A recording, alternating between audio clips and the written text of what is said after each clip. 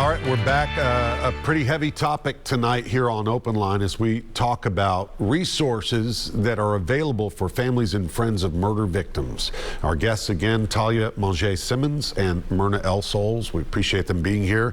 If you would like to call in, you have questions, maybe about the workshop, which we're about to get to, or you have a story of your own, 737+. The lines are open. All right, let's talk about this workshop. This is a unique event, and you mentioned our friend Earl Jordan. He emailed me last night when he heard that I'd be hosting, and so he said he'd be watching. I say hello to Earl, great guy. And tell us about this. It's at the Hartman Park Community Center this weekend. Is it Saturday? That's right. All right. Either of you just jump in and tell us about this unique workshop, therapeutic workshop. It's the first ever, and hopefully it'll be a success and you'll be able to continue it. What's going to happen? Go ahead, Merna, and I'm going to jump in after you. Okay, sounds good. So our goal is to reach out to kiddos and to families and to teens who may be involved or who may be at risk for any of those risks that may be presented to them, and sending the message to them or helping them process a lot of the grief that they experience in developmentally appropriate ways. There's always the need to be aware of maybe our window of tolerance and what we can handle and what we need to put boundaries around. And to kiddos, that may not always make sense. So putting it in terms that are more relevant and experiential and hands-on, it could help that memory become a more ingrained one in their minds. And that is our goal with that. You're going to be facilitating along with, I think it's Taylor Bork, therapist there.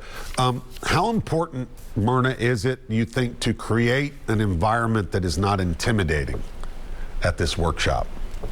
It is super important. In fact, Earl had made this incredible suggestion, inviting families and kiddos and teens to bring the pictures of their lost loved ones.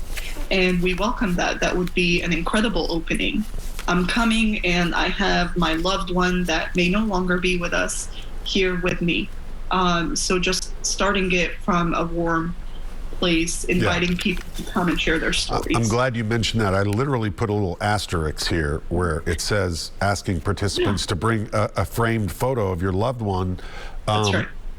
Talia, why do you think that would make an impact? Do you think that's an opening, an emotional opening, personalizing why they're there? Absolutely.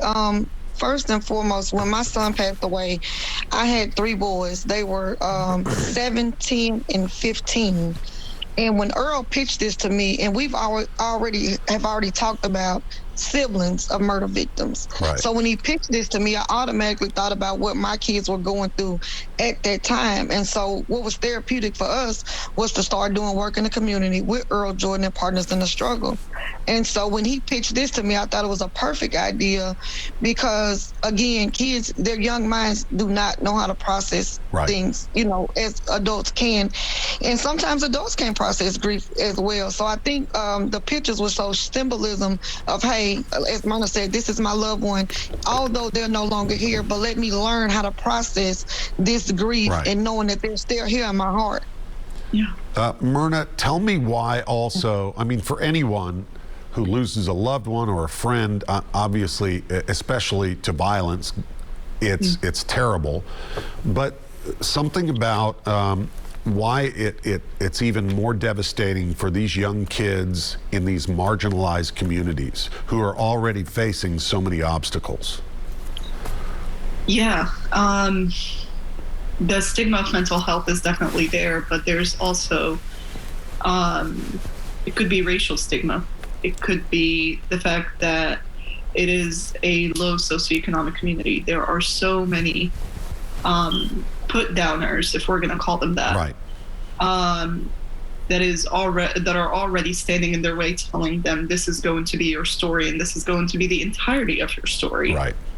So to allow them to reclaim agency and to say, I get to decide what goes in my story. I get to decide that my story is not going to end there, that this was one chapter and it is going to inform the rest of the story in a positive or in a more affirming way, is just super empowering. It's empowering to know I have a voice and I'm going to use it to reach out to others.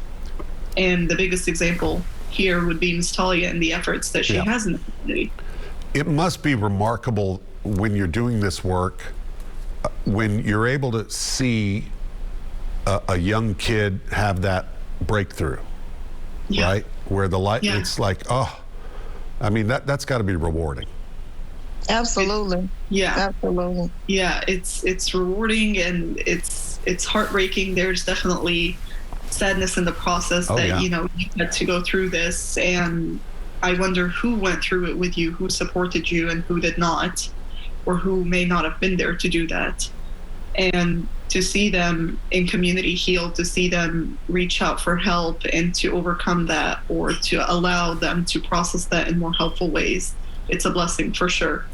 Talia, you mentioned doing the work, and I mentioned Earl. I mean, he's been out there year after year, on the streets, door to door if he has to business, working with nonprofits. When you're out there getting the message out, I'm sure you talk with parents and family members and other community leaders.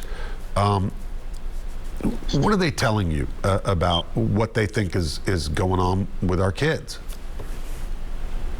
Well, it's a lot of things. You know, it's not one thing. We can't pinpoint one thing. Right. We know society has changed, and things change so much. You know, we're more of a technical society. Things happen so fast and so rapid. We do have economic problems.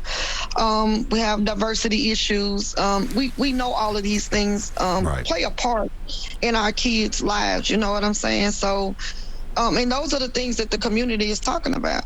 Yeah, and you know, we talk about it here, and we've done a series called Broken about the juvenile justice system, because it seems every week we have to report something terrible about a young kid killing another young kid, or a young kid with a gun, or you know, a gun in school, and you feel like there's no end to it. It's frustrating because you know these kids are just starting their lives, and you want to get them on the right track. Absolutely. Absolutely. We definitely want to get kids on the right track. And I think that's why this workshop is very, very important. This is, again, may repeat myself a few times, but this is a start for us. You know, one of the first things I always hear the school system or the judicial system say is that it starts at home. Right. And sometimes at home needs help. Yeah. So we want to be that help for this community. We just put on an event where we gave away lock boxes for guns.